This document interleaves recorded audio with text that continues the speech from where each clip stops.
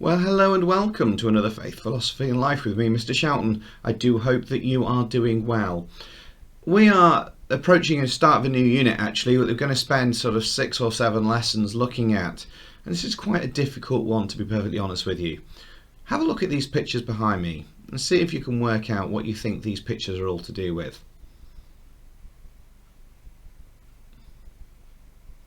Look very closely. And while you're thinking about that, here's our cheesy intro sequence.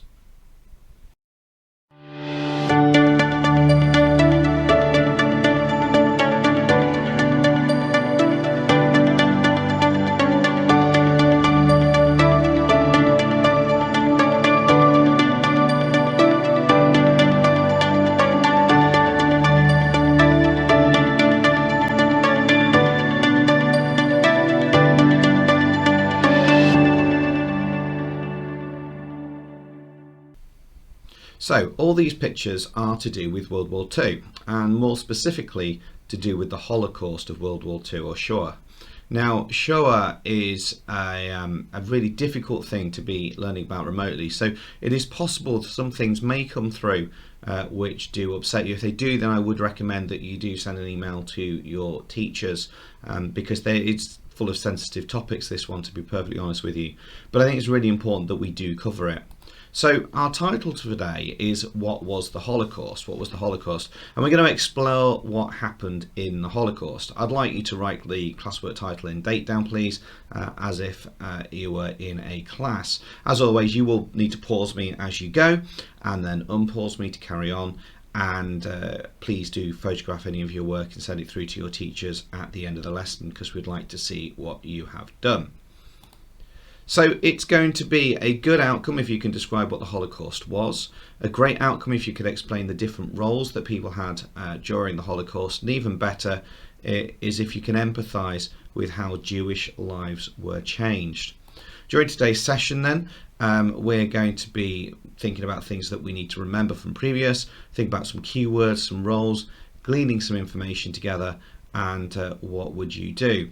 Now, this unit does include things like the timeline of the Holocaust next time around, some case studies, Jewish responses, a progress check, and a memorial as well.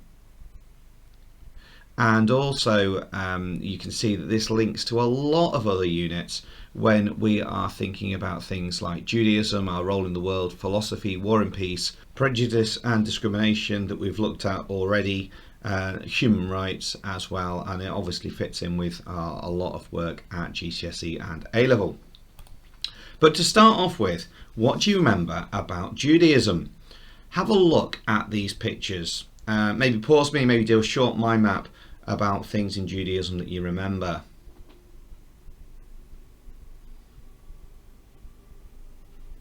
Okay, if you've never done Judaism before, then I suggest that you do look at my playlist and try and find the Introduction to Judaism lesson as well.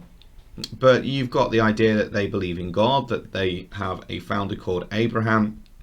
There's a covenant, which is a promise or agreement between God and people. They worship in a synagogue. They have a Jewish day of rest called the Shabbat, or the Sabbath. They eat certain foods called kosher food, which is basically food laws. They read the Torah, often with a yad. So I wonder how many of those things you remember. All of those are quite important to the identity of Jewish people. And all of those, to a large extent, were removed through the Holocaust.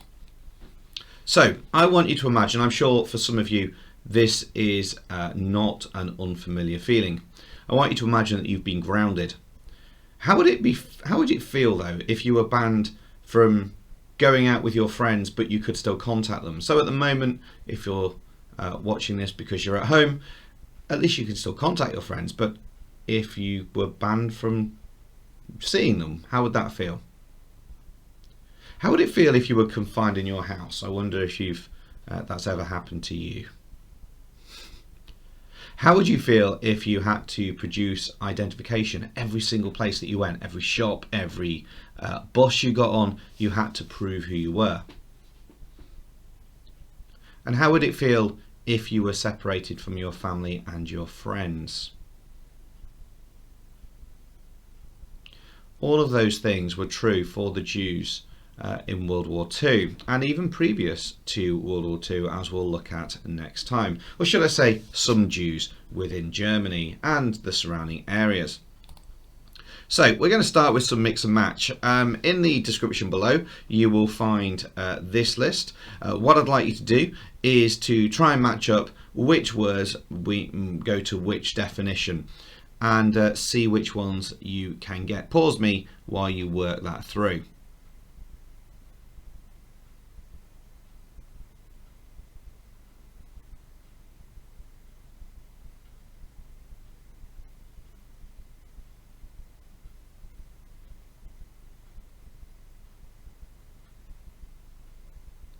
Okay, so let's see which ones you got. Holocaust, I would link up to the murder of 6 million Jewish people because of their religion. Anti-Semitic is a phrase you may well have heard in the news. That is a huge issue in the UK. That goes to prejudice against a person because of being a Jew. The final solution is the bottom one, to murder all the Jewish people as the solution to the problem of Jewish people. Ghettos would be where Jews were held before they were sent to the camps. The concentration camps is where Jews were sent to work and be murdered. So, on a slightly different note, who of these on this picture is the victim, the bully, and the bystander?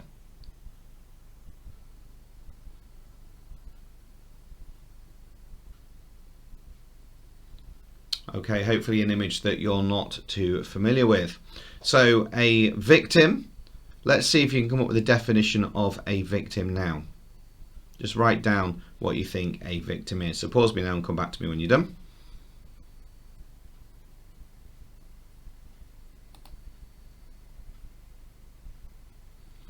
Okay, so you've done a victim. I now want you to do a bystander, a perpetrator, and a rescuer.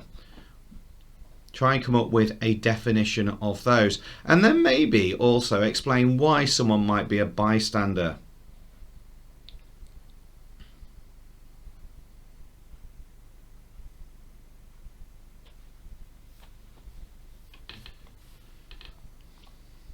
Okay, so a bystander is someone who stands by and watches. I think that's fairly clear by the term. A perpetrator is someone who's involved with the actual crime, if you will. A rescuer is a person who rescues someone out of the situation. A victim is the person that the crime is done to. Let me show you some pictures. If you look at these pictures, who of these would you say is the bystander, the victim, the perpetrator, or the rescuer? Just make a few notes in your book. Just write A, B, C, D, E, whichever, next to bystander, victim, perpetrator, and rescuer. And obviously at least one of them falls into the same category, because there are 5 there. So pause me now while you do that, and then come back to me.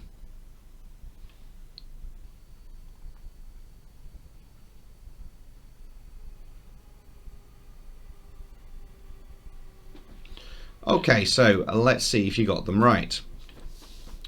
A rescuer.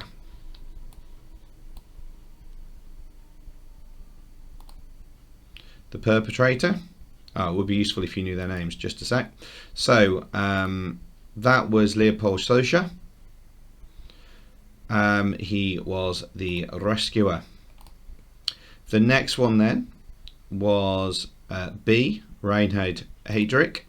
He was a perpetrator. He was responsible for the ghettos and the death camps.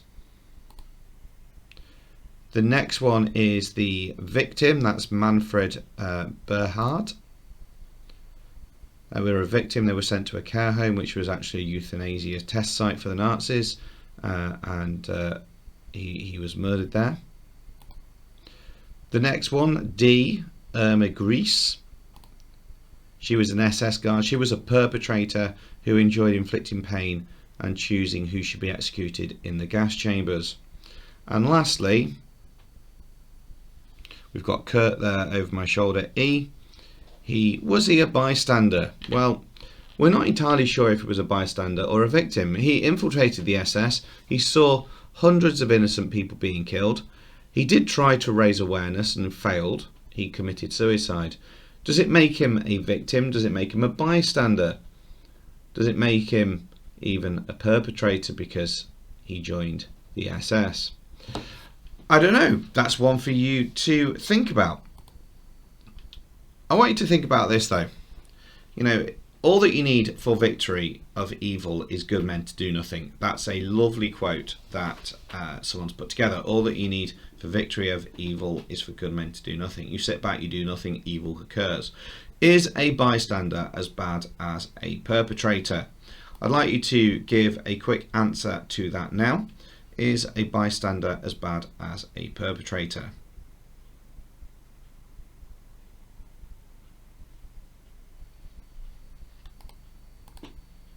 Okay, so what we're going to do now is if you can access the information below, you may have already got that sheet up, as I mentioned earlier, with all those keywords on for you to link up. If you've done that, then you've already got what you need for our next task.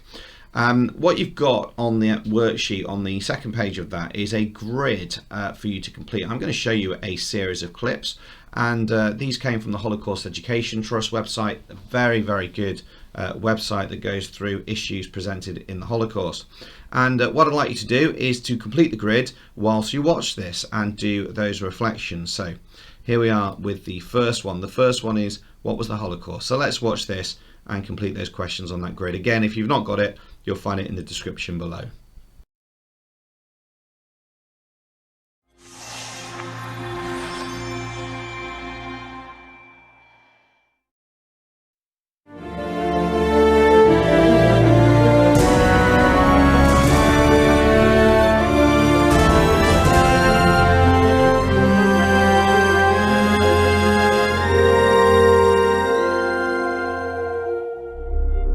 The Holocaust was the Nazis' attempt to murder the Jewish people, first in Europe and ultimately everywhere in the world if they could, based on their racist anti-Semitic ideology which saw the Jews as an ultimate evil.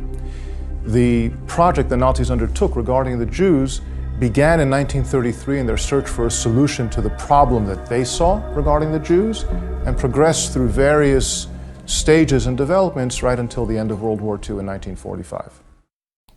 Okay, so our second one then is the historical background. Let's watch this now and complete again that section on the grid.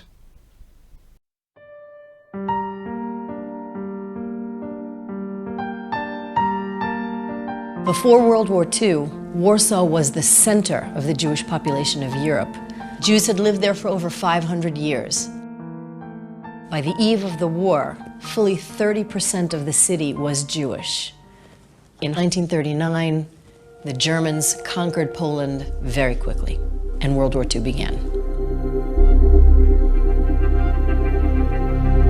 The Germans had planned to deport the Jews. However, the plans didn't immediately succeed, and so, as an interim measure, Jews were concentrated in cities and near railways, and these became ghettos. The ghettos were not an end in and of themselves. They were interim measures, again, on the way to deportation and then later on to mass murder. Once the ghetto became a reality, the Jews trapped inside were its prisoners. They could no longer come and go freely as they wanted to. They literally went to bed one night and woke up the next morning surrounded by walls. And now at the entrance to the ghetto stood very intimidating symbols of authority, German guards and Polish policemen. Any Jew who was found outside the ghetto was unceremoniously shot. The Jews were sealed inside the ghetto. In September 1941, a German soldier who was stationed in Poland, named Heinz Jost, snuck into the Warsaw Ghetto with a camera, even though he was not authorized to take pictures there. Jost took over 150 pictures of the escalating chaos of the life and death in the Warsaw Ghetto. We have used 27 of those pictures in our learning unit. 1941, the year when Jost took the pictures in the ghetto, represents a kind of midpoint in the life of the ghetto. It had been about a year since the ghetto was established, and it would be almost another year until 300,000 of the Jews in the ghetto were taken and murdered at the death camp in Treblinka. At this point in time, the Jews were still struggling to survive the horrific conditions in the ghetto, and yet, as we will see, they had managed to build a society behind the walls of the ghetto with educational institutions, cultural institutions, and mutual assistance. Our next one then is life and survival in the ghettos. So again, using the description below on that grid, let's get this complete.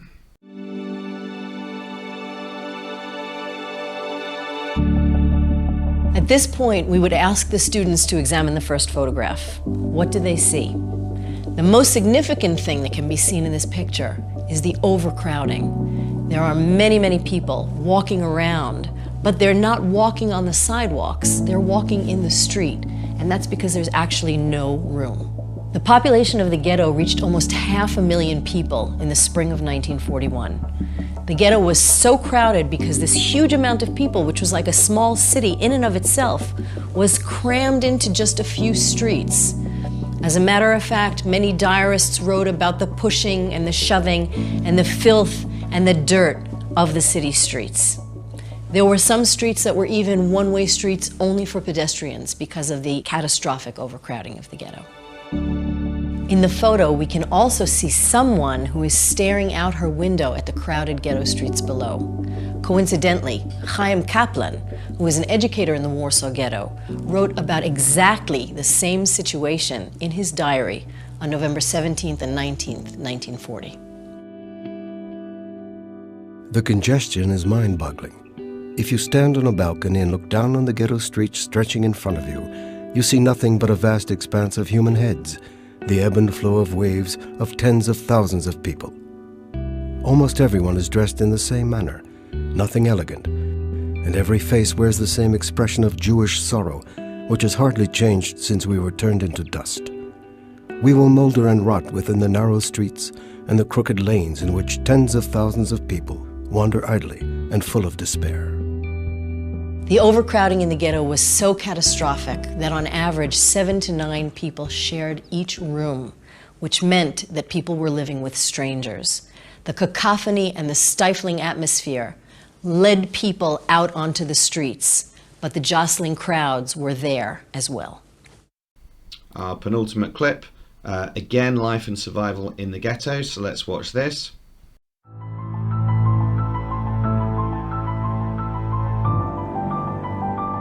In this photograph, we see Jews riding in rickshaws, which was a very unique method of transportation that was used by the Jews in the ghetto because cars and vehicles were banned. This was the way they had to deal with their restricted reality. But what we don't see in the photo speaks volumes about the life that they were forced to build. Encircled by walls, the Jews were cut off from food supplies. They had their businesses taken away. They were completely dependent on the Germans for their rations, and those were completely insufficient. They were forced into a reality where they had to smuggle.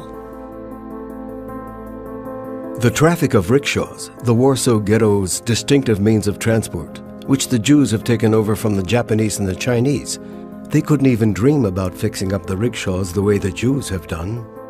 Under the seat there is an empty space where several sacks of flour can be squeezed, and the driver sits on top feigning innocence. I'm just taking a ride down the street. Illegal smuggling brought in fully 80% of the food that was consumed by the Jews in the ghetto. There were big organized smugglers who quickly became very rich, and they became the ghetto's elite.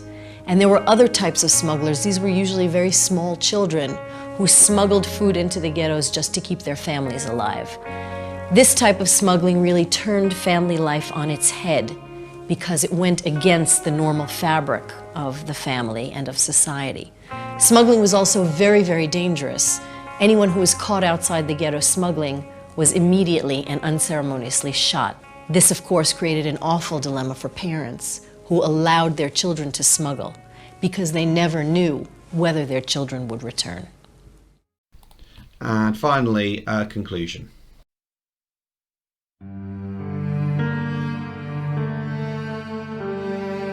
This learning unit allows us as educators to get a glimpse into the daily life of the Warsaw Ghetto right about at the midpoint of its existence. We see the escalating chaos. We see the ghetto sealed off. We see it being isolated. We see it being flooded with Jews, and we see that they are deprived of everything. We see the hunger the cold, the starvation, the disease. But we see also that in spite of all that, the Jews still managed to build a life for themselves within the walls by means of their own resourcefulness and drawing on their pre-war values. Less than a year after Yost took his pictures, 300,000 of the ghetto's Jews were murdered at the death camp of Treblinka. In April 1943, two brave groups of fighters rose up and fought against the Germans in an uprising, but they were put down. Shortly thereafter, the Germans came in, wiped out the ghetto completely, and that brought hundreds of years of Jewish history in Warsaw to an end.